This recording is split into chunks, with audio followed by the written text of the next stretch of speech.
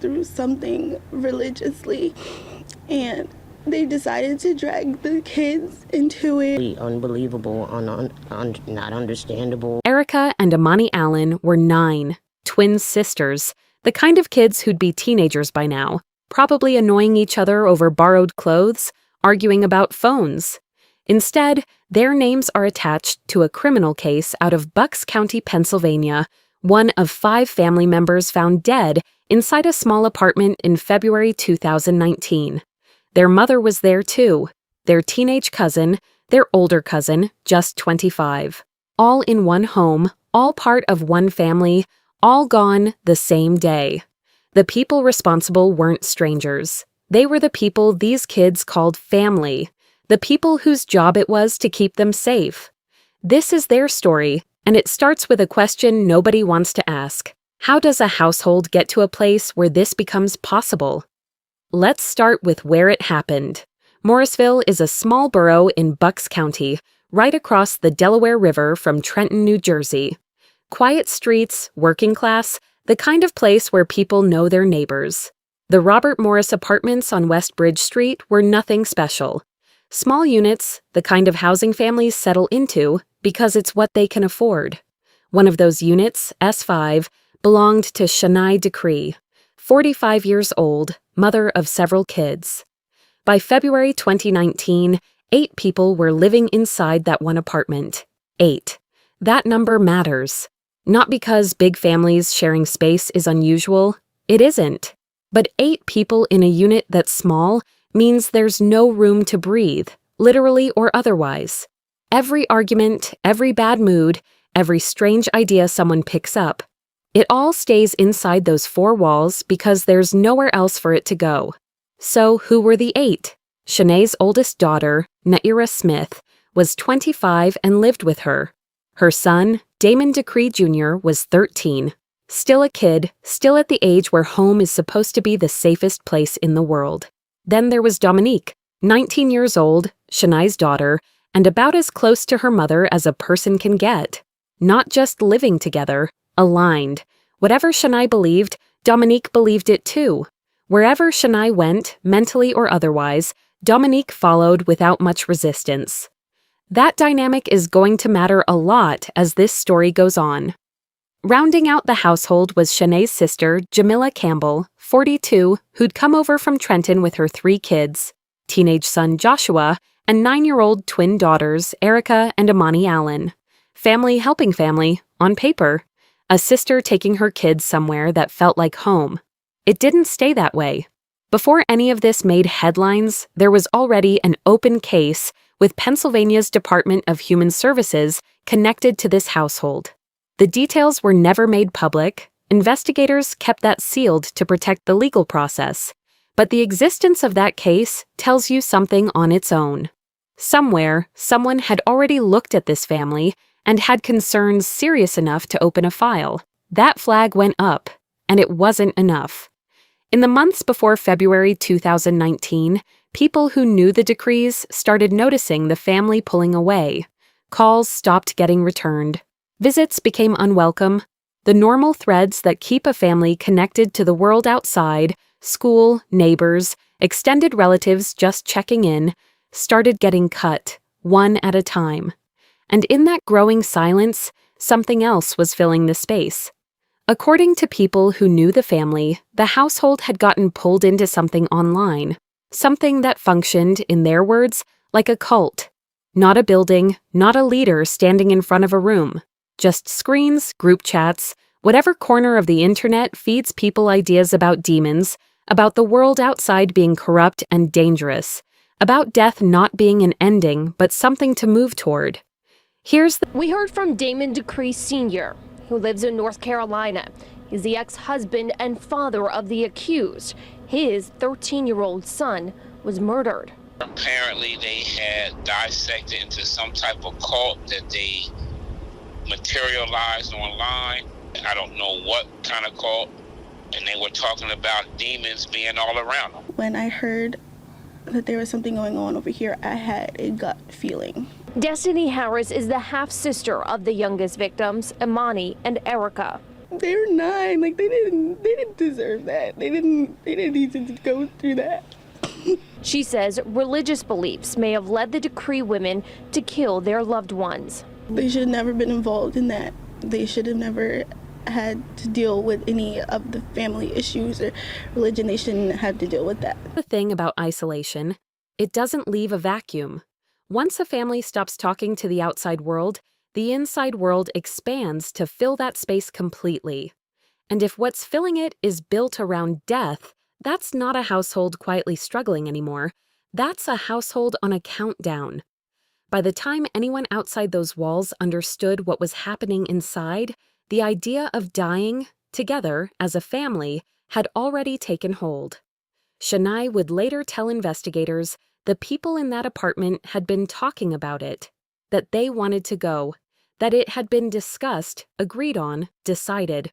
Hold on to that claim for a minute, because 2 of the people in that apartment were 9 years old, and 9-year-olds don't get a vote in something like that. February 25th, 2019. Around 4 in the afternoon, a welfare check call came in for Unit S5 at 200 West Bridge Street. Just a check-in. Someone wanted eyes on the family. Bucks County detectives and Morrisville police showed up, knocked, and went inside.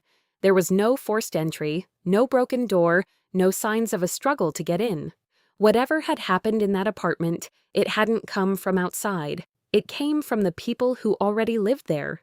Inside, officers found 5 people dead. Naira Smith, 25, Damon Decree Jr., 13, Jamila Campbell, 42, and her twin daughters, Erica and Amani Allen, both 9. And in that same apartment, among the bodies, were 2 people very much alive, Shana Decree and her 19-year-old daughter, Dominique. They hadn't run. They hadn't tried to hide. They were just there, described by officers as disoriented, present, but not really present. Dominique had marks on her neck, injuries that looked like she'd been strangled too. For a few minutes, that complicated everything. Was she a victim here or one of the people responsible? Maybe both. Investigators would need time to work that out. What they didn't need much time for was the basic question of who. With 2 women found alive in an apartment full of dead relatives and no indication anyone else had been there, that part of the case was already taking shape before the sun came up the next day. The coroner's findings, once they came in, were specific. 4 of the 5, Naira, Damon, Erica, and Amani, died from asphyxiation. Jamila died differently, ligature strangulation. Something tightened around her neck until she was gone. Different methods. Worth noting because investigators did. Whatever that difference means about how things unfolded inside that apartment, the record doesn't spell it out, but it's the kind of detail that doesn't go unnoticed. By 3:30 that morning, Shana was arraigned and held without bail. Dominique's arraignment came shortly after, delayed because she was still getting treated for her neck injuries. Both women charged, 5 counts of criminal homicide, 1 count of criminal conspiracy, each. The next afternoon, Bucks County DA Matt Weintraub stood in front of cameras. 5 murders, 2 suspects, both in custody. And then he said something prosecutors don't usually say out loud, that he wished he didn't have to report it, that he wished none of them had to deal with it. There was one piece of good news, though. Jamila's teenage son, Joshua, had been living in that apartment too. And when police did a head count of who was supposed to be there, he was missing. For a few hours that night, nobody knew where he was or whether he was another victim somewhere else. Late that night, he turned up. Alive, safe. He simply hadn't been in the apartment when it happened. Why exactly? That was never made public. But out of everything that came out of that press conference, Joshua being alive was the only thing anyone could call good news. Now, the why. This is where Shana's story comes in, and it's worth hearing exactly what she told investigators, because it's the kind of claim that needs no commentary to fall apart on its own. She said everyone in that apartment wanted to die, all of them. That it had been talked about, agreed on, that this was something the family had decided together. Sounds almost peaceful, the way she framed it. A shared decision. Everyone on the same page, except two of the people on that shared decision were 9 years old. Investigators weren't buying it, and not because they were being difficult, because asphyxiation and ligature strangulation aren't quiet, peaceful things. They take time. They take physical force, up close, person to person. That's not how someone lets go. That's how someone is killed. And a 9-year-old doesn't sit down and agree to that. There's no version of this where Erica and Imani Allen were participants in their own deaths. Whatever Shana believed was happening in that apartment, those two girls didn't get a say in it, and pretending otherwise wasn't an explanation. It was an excuse, and not even a good one. So detectives kept pulling on the other thread, the online group the family had reportedly gotten swept up in. The one feeding them ideas about demons, about the outside world being corrupt, about leaving this life as a unit. Proving exactly how much that played into what happened was never going to be simple. These kinds of online spaces don't have a leader giving orders. Nobody hands out instructions. It's slower than that. It's suggestion after suggestion, each one a little more extreme than the last, until a person's sense of what's real has quietly been replaced with something else entirely. That doesn't excuse anything, but it's part of understanding how a mother, someone who raised these kids, who'd known her sister and nieces her whole life, ended up here. And then there was the DHS case, the one that had already been opened on this household before any of this happened. Investigators looked into what had been flagged, what the system already knew, and whether anything could have been done differently. No comfortable answers came out of that, either. Both women were evaluated for mental illness in the weeks that followed. The evaluations confirmed what everything else already suggested, that something had gone seriously wrong, mentally, for both of them. But under Pennsylvania law, being mentally ill and being legally insane are two very different things. One means your mind isn't working the way it should. The other means you didn't understand that what you were doing was wrong. The evaluations would land on the first, not the second, which meant, as far as the law was concerned, they knew enough. By September 2020, about a year and a half after that welfare check, Shana and Dominique Decree stood before a judge and entered their pleas. Guilty, but mentally ill. 5 counts of criminal homicide. 1 count of criminal conspiracy, each. That phrase, guilty but mentally ill, isn't a loophole. It's not a lighter sentence dressed up in clinical language. It's the legal system saying both things at once. Yes, something was seriously wrong with their minds, and yes, they're still responsible for what they did. Mental illness explains how someone gets to a place like this. It doesn't erase what happened once they got there. The sentencing left nothing open to interpretation. 5 consecutive life sentences, each, no parole. Shana and Dominique Decree will die in prison. There's no appeal that changes that. No future where either of them walks back into the world. 5 sentences for 5 people who didn't get a future of their own. Naira, Damon, Jamila, Erica, Imani. Joshua Campbell survived because he simply wasn't there that day. That's it. No twist, no explanation that makes it feel earned or fated. He was somewhere else, and that's the only reason he's alive. He went from being one of 6 kids in that apartment to being the only one left from his immediate family. His mother, gone. Both his sisters, gone. He was a teenager, and overnight, he became the person left to carry all of it. That's not a weight that goes away. It's just one he's had to learn to live with. People in Morrisville still think about Erica and Imani, 2 9-year-old twins who'd be young adults by now, finishing school, figuring out who they wanted to be. Instead, their names are filed under a case number, read out at a press conference by a DA who said, on camera, that he wished he didn't have to be there. There's a part of this story that doesn't get resolved by a sentencing hearing. There was already an open DHS case on this household before any of this happened. Someone had already looked at this family and seen enough to raise a flag, and 5 people still died in that apartment. That's not a detail to dwell on for shock value. It's just true. And it's the kind of true that doesn't sit easily, not for the investigators who worked that scene, not for the DA who stood at that podium, and probably not for anyone hearing it now. Shana Decree and Dominique Decree are in prison. They'll stay there for the rest of their lives. That part of the story is closed. But Naira Smith was 25, with a life still ahead of her. Damon Decree Jr. was 13, still figuring out who he was going to be. Jamila Campbell was 42, somebody's sister, somebody's mother. And Erica and Amani Allen were 9, just 9.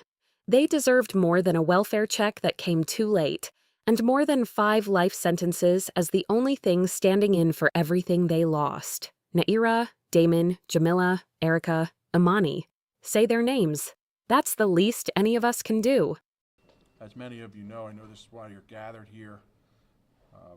We were called out to a scene at about 4 o'clock yesterday afternoon to Morrisville here in Bucks County. Bucks County detectives and Morrisville Police Department worked in conjunction with each other for a report, candidly, of a number of bodies that were found in a small apartment at Robert Morris Apartments. We've been there since 4 p.m. yesterday, and frankly, we're still trying to sort everything out. I can confirm that we have 2 suspects in custody. They are a mother and a daughter. Shana Decree is 45 years old. She is the mother. Dominique Decree is her 19-year-old daughter. They are both from Morrisville, and that apartment complex was their residence. They were in apartment unit S5 at 200 West Bridge Street. They are now charged with 5 counts each of criminal homicide and 1 count each of criminal conspiracy to commit those homicides. We do have affidavits and criminal complaints available. They will be made available to you electronically on Crime Watch, and we can make paper copies available if you need. The mother, Shana Decree, was arraigned very early this morning at 3:30 in the morning, and she is now being held on her charges without bail because of the potential of the first-degree murder conviction. Dominique Decree's arraignment is expected shortly after this news conference by video. I understand that she still may be receiving medical treatment, but she is in fact locked up and being watched by police on a 24-hour watch. We anticipate that her bail also will be no bail because of the non-bailable nature of first-degree murder. It's fair to release right now the names of the victims of this unspeakable tragedy. Naira Smith is one of Shana Decree's children. She is 25. Damon Decree Jr. is 13. And Shana Decree's sister is also a victim of homicide. She is Jamila Campbell, age 42.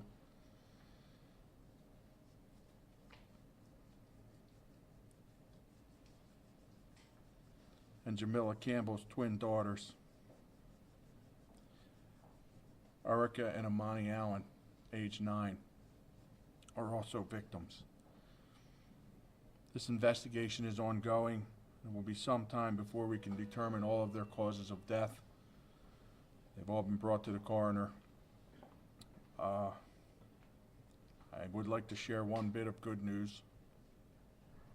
As of late last night, we were looking for another occupant of that apartment, the young man Joshua Campbell, who is the son of the victim, Jamila Campbell.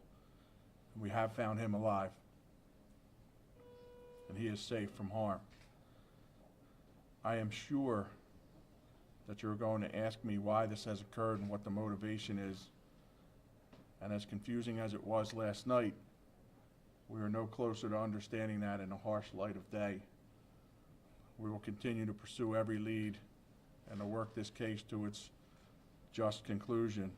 I expect that will be a long and laborious process, but we will always keep Naira, Damon, Jamila, Erica, and Amani first and foremost in our minds and our hearts as we work to get justice for them. There's not much more that I can say. Thank you. Sir, can you tell us how DHS first became aware of this family? I don't know. I only know that there was an active DHS case, and that's what. I don't know the details. You would have to ask them about that. Was there any history of mental illness in the family that you've been able to uncover preliminarily? I am not sure, but I wouldn't be able to comment about that at this time anyway, Vinny. The way that affidavit reads, it seems like this is some kind of murder-suicide pact. Is that fair to assess it that way? Well, I can certainly comment on the murder aspect of it because we know that that was accomplished tragically. As far as what the two defendants contemplated themselves, that would be purely speculation at this point. That is a potentiality, though. What you mentioned just a moment ago as you were listing the victims of this, you paused before describing the deaths of the 9-year-old. What goes through your mind? You've seen plenty of bad things in your job, but this is...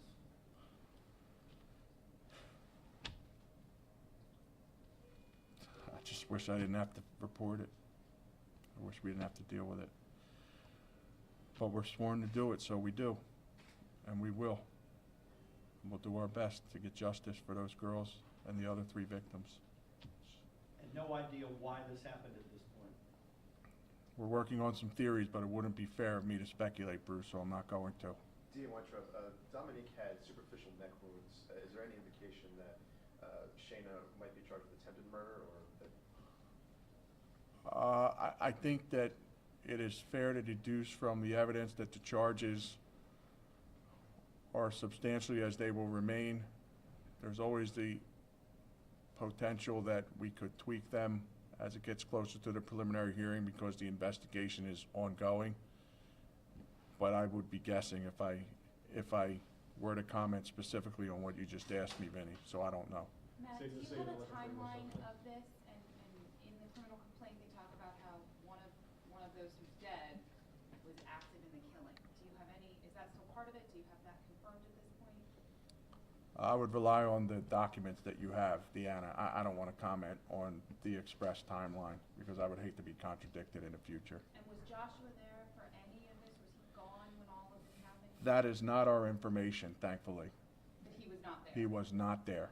That is the best of our information. He was not there at the time of the murders. Do you have a time of death? Not yet. Can you talk a little bit about how the women's stories evolved? There's sort of 3 different versions given in the affidavit. How long did it take for them to start confessing? As you know, I'm obligated under the rules of ethics not to comment on whether they have made incriminating statements, so I would ask you just to rely on the charging documents at this time. Fair to say no other suspects you're looking for in this case? Absolutely fair to say there are no other suspects. I am grateful, as always, for the swift and professional way that law enforcement handled this investigation. To be able to resolve a case in which 5 people were murdered within the course of a half a day and have the 2 people responsible locked up and facing justice is amazing and is a true testament to the quality of law enforcement that we enjoy here in Bucks County. It doesn't make this any easier, but I'm at least grateful to be able to say that everybody out there is safe and is not at risk from these killers. Is there any indication is there any indication that these kids were in any kind of danger before this discovery? I couldn't say. Once again, I'd refer you over to Children and Youth. When we got involved in law enforcement, this is what we discovered, and unfortunately it was too late for these kids. Any sense from local police that this was a problem apartment, that there was anything that was an issue going in the past? I don't know that, but it wouldn't be fair of me to comment on that anyway. The paperwork also says the 2 women were found disoriented. Can you describe to us what you mean by that? Were there indications of drug use? I could not comment on that actually because that may become an issue down the road at trial, and we want to preserve their right to a fair trial. Did they elaborate on why they said the victims wanted to die and wanted to commit suicide? I appreciate why you want to know that. I'm sure many people do, but I just cannot comment on any statements that they might have made. I just feel very confident that we have the two killers locked up that committed these atrocious murders. Any sense of trauma of the bodies that were discovered? I'm going to wait for the ME to make that determination, although I was present at the scene. When will that be? When do you think the ME will make that? Given the extent and the fact that we have to run a toxicology, and I'm not insinuating anything by that, but just to be complete, I think that it probably would take a couple weeks, in fairness. Do you know about the people that were there, were they all residents of that one location? Yes, our information is there were 8 residents in that apartment, and it was tiny. Were there any signs the family practiced witchcraft? I don't know, but I wouldn't be able to tell you that if that were a fact, because I don't want to tarnish their memories. All right, last question. So 8 people living in the apartment. Yes. All right. Thank you all for your patience. I appreciate it.